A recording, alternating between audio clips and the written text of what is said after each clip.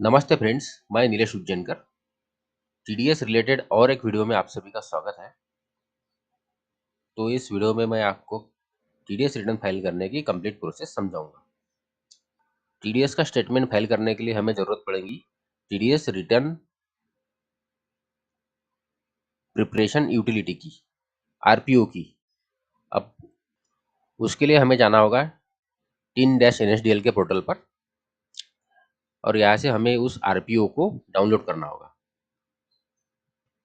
तो TDS return की utility को डाउनलोड करने के लिए हमें आना होगा एनएसडीएल के पोर्टल पर और इस पोर्टल पर आने के बाद हमें जाना होगा सर्विसेज वाले टैब के अंदर। उसके बाद हमें जाना होगा ई टीडीएस टीसीएस वाले ऑप्शन के अंदर। उसके बाद अगली स्क्रीन पर यहाँ एक ऑप्शन है ई टीडीएस ई टीसीएस आरपीओ, इसके ऊपर क्लिक करना है।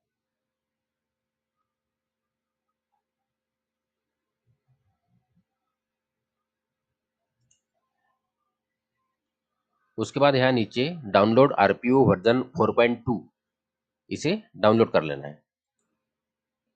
यहाँ एक जिप फाइल डाउनलोड हो चुकी है, इसे हम एक्सट्रैक्ट कर लेंगे।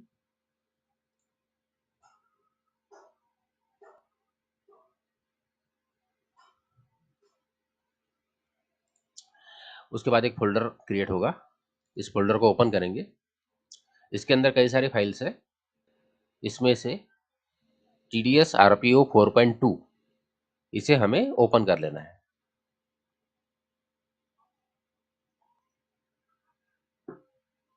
इसे ओके करना है। अब आरपीओ ओपन हो चुकी है। उसके बाद यहाँ हमें फॉर्म नंबर सिलेक्ट करना होगा। हम यहाँ 26Q फाइल करेंगे, तो हम यहाँ सिलेक्ट कर लेंगे। उसके बाद यहाँ क्लिक टू कंटिन्यू के ऊपर क्लिक करना है। उसके बाद यहाँ फाइनेंशियल ईयर सिलेक्ट करना है। अभी हम 22-23 का फर्स्ट क्वार्टर का रिटर्न फाइल करेंगे, तो हम यहाँ फाइनेंशियल ईयर 22-23 सिलेक्ट कर लेंगे। ओके करना है। उसके बाद यहाँ क्वार्टर सिलेक्ट करना है, क्वार्टर 1। उसके बाद यहाँ डिडक्टर टाइप सिलेक्ट करना है, तो यहाँ फर्म। उसके बाद इस फॉर्म को पूरा भर लेना है। जैसे कि यहाँ आपका 10 नंबर एंटर करना है, यहाँ पैन नंबर एंटर करना है। उसके बाद यहाँ डिडक्टर का नाम एंटर करना है। उसके बाद में complete address, email ID, mobile number. उसके बाद यहाँ नीचे रिस्पॉन्सिबल पर्सन की डिटेल एंटर करनी होगी। यहाँ रिस्पॉन्सिबल पर्सन का नाम लिखना होगा, उसका पैन नंबर लिखना होगा, कंप्लीट एड्रेस लिखना होगा, ईमेल आईडी और मोबाइल नंबर एंटर करना होगा। उसके अब इस फॉर्म को हमने कंप्लीट भर लिया है। उसके बाद एक बार हमें इसे सेव कर लेना होगा, तो यहाँ सेव पर क्लिक करके इसे सेव कर लेंगे। उसके बाद हमें इसके अंदर चालान वाला सेक्शन एंटर करना है, तो यहाँ चालान के ऊपर हम क्लिक करेंगे और यहाँ हमें चालान की डिटेल्स एंटर करनी है। तो उसके लिए हमें यहाँ ऐड रोज के ऊपर क्लिक करना है। आपको जितने चालान एंटर करनी है उतने चालान की रोज आपको यहाँ ऐड करनी होगी। तो हम यहाँ 2 चालान एंटर करेंगे, तो इसे ओके करेंगे। उसके बाद यहाँ चालान की डिटेल एंटर करेंगे।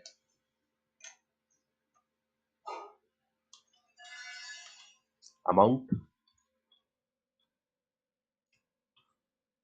उसके बाद DSR कोड,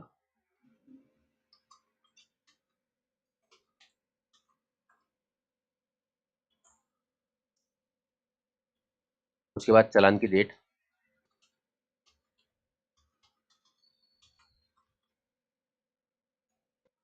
उसके बाद यहाँ चालान सीरियल नंबर। उसके बाद इसे नो ही रहने देना। आपने जो चालान भरी है उसके अंदर कोई इंटरेस्ट या अदर अमाउंट है तो उसे यहाँ मेंशन करना होगा। उसके बाद यहाँ माइनर हेड वाले सेक्शन में 200 सिलेक्ट करना है। 400 हम तभी सिलेक्ट करेंगे जब हम डिमांड की चालान भरेंगे। उसके बाद दूसरी चालान भी एंटर कर लेंगे। अब चालान की डिटेल्स जो है एंटर हो चुकी है। उसके बाद हमें यहाँ अनेक्चर आई एंटर करना होगा। इसके अंदर डिडक्टिव डिटेल्स एंटर करनी होगी। जिन लोगों का हमने टीडीएस काटा है उन लोगों की डिटेल्स इस अनेक्चर आई के अंदर ऐड करनी होगी। तो उसके लिए यहाँ हमें नीचे इंसर्ट रो वाले ऑप्शन पर क्लिक करना होगा। यहाँ हमने जो है 2 चालान एंटर की है, तो हमें यहाँ किस चालान में कितनी एंट्रीज है वो यहाँ एंटर करना होगा। जैसे कि यहाँ चालान 1 चालान 2 है, तो यहाँ चालान 1 के अंदर एक ही एंट्री है और चालान 2 के अंदर 11 एंट्रीज है और इसे ओके करना होगा। जैसे ही हम इसे ओके करेंगे तो यहाँ एंट्रीज ऐड हो जाएगी, तो हम यहाँ हमारे डिडक्ट की डिटेल्स एंटर कर सकते हैं। उसके बाद हमें यहाँ हमारी चालान दिखाई देगी, जैसे कि यहाँ चालान 1, उसके बाद ये चालान 2। उसके बाद हमें यहाँ सेक्शन सिलेक्ट कर लेना होगा कि किस सेक्शन के अंदर हमने इस पेमेंट को किया है। तो यहाँ हम 94A सिलेक्ट करेंगे। जो भी आपका पेमेंट कोड होगा उसे यहाँ सिलेक्ट करना होगा। अगर आपने 94I किया होगा या 94H किया होगा, कमीशन कॉन्ट्रैक्ट जो भी आपका पेमेंट होगा उसी हिसाब से आपको यहाँ कोड सिलेक्ट करना होगा। उसके बाद में हमें यहाँ एंट्रीज मारनी होगी। जैसे कि आप यहाँ देख सकते हैं कि चालान नंबर 1 के अंदर एक ही एंट्री है और चालान नंबर 2 के अंदर 11 एंट्री। हमें इस दोनों चालान के सामने उनकी रिस्पेक्टिव एंट्रीज एंटर करनी है। तो यहाँ एंट्री करने के लिए सबसे पहले तो आपको डिडक्टी का पैन एंटर करना होगा। उसके बाद डिडक्टी का नाम एंटर करना होगा। उसके बाद पेमेंट डेट, किस डेट को आपने पेमेंट किया वो डेट यहाँ एंटर करनी होगी। उसके बाद अमाउंट पेड क्रेडिटेड, आपने कितना अमाउंट पेड किया है वो यहाँ एंटर करना होगा। आपने कितना टीडीएस डिडक्ट किया वो यहाँ एंटर करना होगा। उसके बाद अगर कोई सरचार्ज एजुकेशन सेस होगा तो यहाँ लिखना होगा, नहीं तो कोई ज़रूरत नहीं है। यहाँ डेट ऑफ डिडक्शन एंटर करनी है। उसके बाद यहाँ रिमार्क वाला ऑप्शन है। अगर आपको आपके डिडक्टी ने कोई 15G या 15H फॉर्म दिया है या और भी कोई लोअर डिडक्शन का फॉर्म दिया है तो वो यहाँ रीजन सिलेक्ट करना होगा। उसके बाद यहाँ डिडक्टी कोड सिलेक्ट करना होगा। अगर डिडक्टी अगर कंपनी है तो 1 सिलेक्ट करना होगा और अदर देन कंपनी है तो 2 सिलेक्ट करना होगा। उसके बाद रेट ऑफ टैक्स, किस रेट से आपने टैक्स डिडक्ट किया है वो यहाँ एंटर करना होगा। तो हमने हमारी टीडीएस की एंट्रीज जो है एंटर कर ली है, सारे डिटेल एंटर हो चुकी है। इसके बाद अब हमें हमारी टीडीएस रिटर्न की फाइल क्रिएट करनी है। तो उसके लिए हमें यहाँ इस क्रिएट फाइल वाले ऑप्शन के ऊपर क्लिक करना होगा। लेकिन फाइल क्रिएट करने से पहले हमें और एक फाइल की जरूरत पड़ेगी, वो है चालान फाइल। जब हम इस टीडीएस रिटर्न को वैलिडेट करेंगे तो हमें एक चालान फाइल की जरूरत पड़ेगी।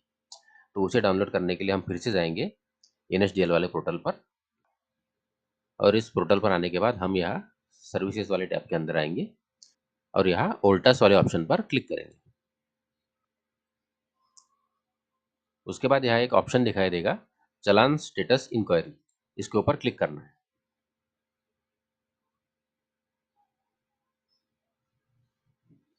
उसके बाद इस चालान स्टेटस इंक्वायरी वाले ऑप्शन पर क्लिक करना है।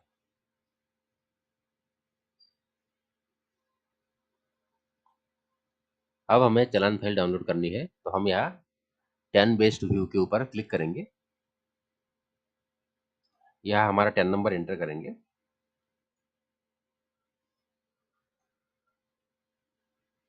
उसके बाद यहाँ पीरियड सिलेक्ट करेंगे, किस पीरियड से किस पीरियड तक हमने चालान पेड की है उस पीरियड को यहाँ हमें सिलेक्ट करना होगा।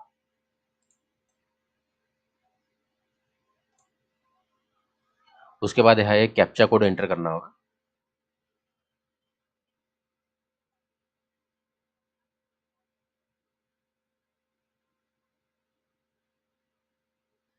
और यहाँ डाउनलोड चालान फाइल के ऊपर क्लिक करना होगा। तो अब चालान फाइल जो है डाउनलोड हो चुकी है। अब हम इसे एक फोल्डर में ले जाएंगे। अब हमने एक फोल्डर क्रिएट किया है और उसके अंदर उस चालान फाइल को हमने सेव कर लिया है। अब टीडीएस का स्टेटमेंट वैलिडेट करते समय हम इसी फोल्डर को सिलेक्ट करेंगे। तो अब टीडीएस रिटर्न क्रिएट करने के लिए हमें यहाँ क्रिएट फाइल के ऊपर क्लिक करना होगा। उसके बाद सबसे पहले यहाँ चालान फाइल सिलेक्ट करनी होगी। जो हमने चालान फाइल डाउनलोड की है उसे यहाँ सिलेक्ट कर लेंगे ब्राउज करके।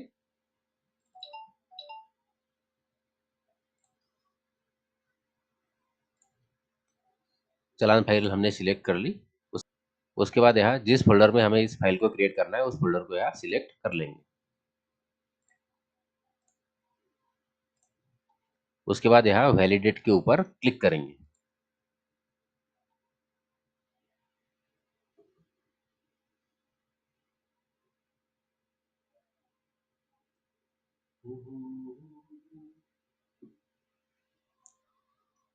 यहाँ मैसेज आ चुका है, हमारी फाइल सक्सेसफुली क्रिएट हो चुकी है। तो आप इसे ओके करेंगे। इस फोल्डर के अंदर हमारी जो फाइल है वो क्रिएट हो चुकी है। यहाँ सबसे ऊपर जो फाइल दिखाई दे रही है FU फाइल, यही फाइल हमें अपलोड करनी होती है। तो इस TDS स्टेटमेंट को फाइल करने के लिए दो तरीके हैं। एक तो आप ये जो सबसे ऊपर वाली फाइल है इसे आप पेन ड्राइव या CD पे लीजिए, और ये जो फॉर्म 27 है इसे प्रिंट कराइए, उसके ऊपर साइन करिए और आपके नज़दीकी टीन सेंटर पे जाके इसको फाइल कराइए। या तो दूसरा तरीका है कि इस फाइल को आप इनकम टैक्स के पोर्टल पर अपलोड करिए। तो हम जो है इस फाइल को इनकम टैक्स के पोर्टल पर अपलोड करके हमारा TDS रिटर्न सबमिट करेंगे।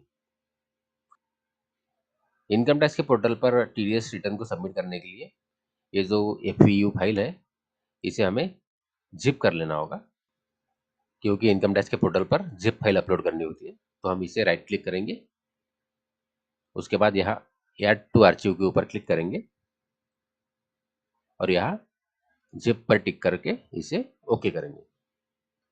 तो यहाँ अब जिप फाइल क्रिएट हो चुकी है, इसे अब हम इनकम टैक्स के पोर्टल पर अपलोड करेंगे।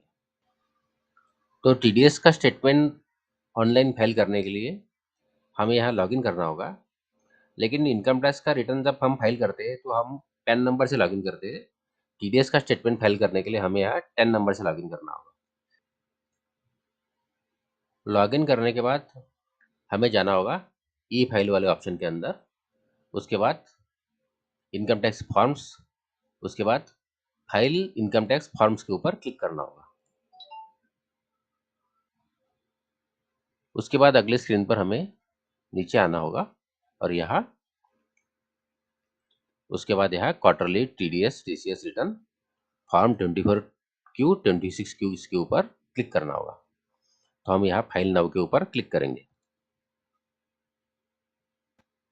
उसके बाद लेट्स गेट स्टार्टेड के ऊपर क्लिक करेंगे। उसके बाद यहाँ फॉर्म नंबर सिलेक्ट करना होगा। तो हम जो है फॉर्म नंबर 26Q फाइल करेंगे, तो इसे यहाँ सिलेक्ट कर लेंगे। उसके बाद नीचे यहाँ फाइनेंशियल ईयर सिलेक्ट करना होगा।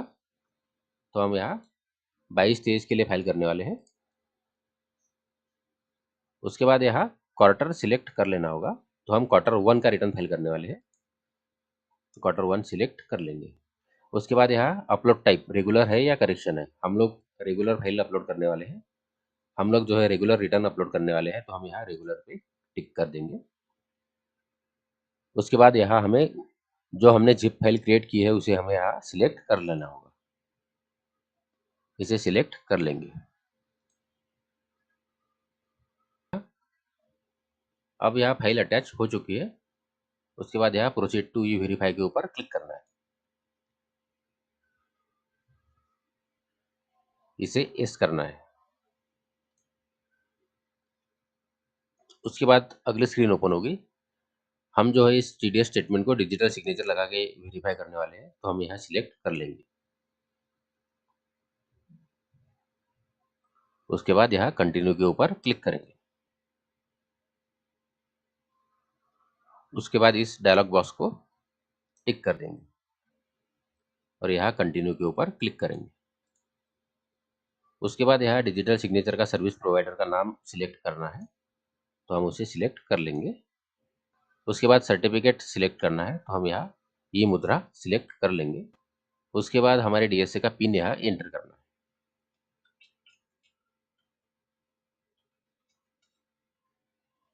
और उसके बाद साइन वाले ऑप्शन पर क्लिक करना है। इस मैसेज को यस करना है।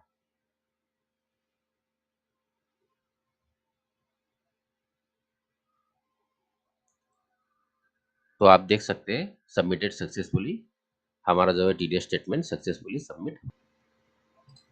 उसके बाद हम ई फाइल वाले ऑप्शन पर जाएंगे, इनकम टैक्स फॉर्म्स के अंदर जाएंगे और यहाँ व्यू फाइल्ड फॉर्म्स के ऊपर क्लिक करेंगे।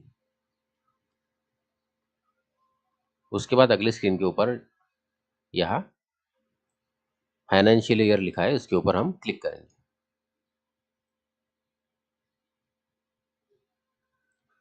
तो यहाँ हमारे टीडीएस स्टेटमेंट की डिटेल दिखने लगेगी।